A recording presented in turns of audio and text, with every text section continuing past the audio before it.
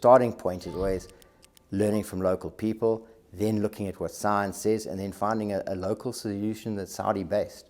And that's really important. So if you take what animals we're introducing around 23 species that have either gone extinct in the reserve or near extinction globally. So it could be something like oryx, it could be something like ibex, or something like an onager, a Persian onager, where there's 600 left in the world. We've brought them back to Saudi the first time in 120 years. We've bred them, we've had our first successful breeding. Well, who captured them? Local people we trained. The vet, he's from the community.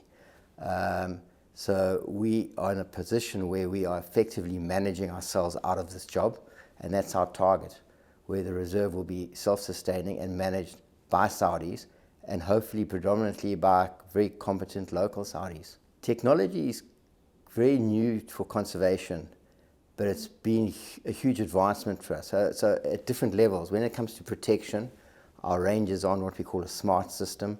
So their patrols are monitored, they feed it back into a database, you can see where your hotspots are.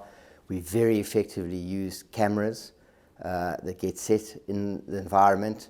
So we've learned things like you've got hyena in the park still, you've got wolves, you've got jackals. We know what the ibex population is doing. And then some of the newer, more fancy technology is satellite tracking. So for example, vultures, we put satellite tracking on and we've released them back in as part of our restoration program. We now know which 8 countries they're visiting. We now know what they're doing, how long they're staying and roosting. We now know who we're making partnerships with.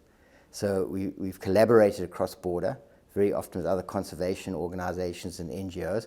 But if you want to conserve turtles, you want to conserve vultures, you want to conserve all sorts of species, you can't do it alone. You're tiny. And it actually helps you direct and understand and use what we call metadata.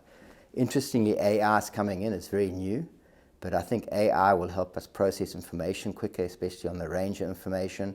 It'll help us with big data across many countries in terms of understanding much quicker what's happening and being able to do predictions, modeling, looking at things like global warming, climate change, and the impact that's having on the way you're managing.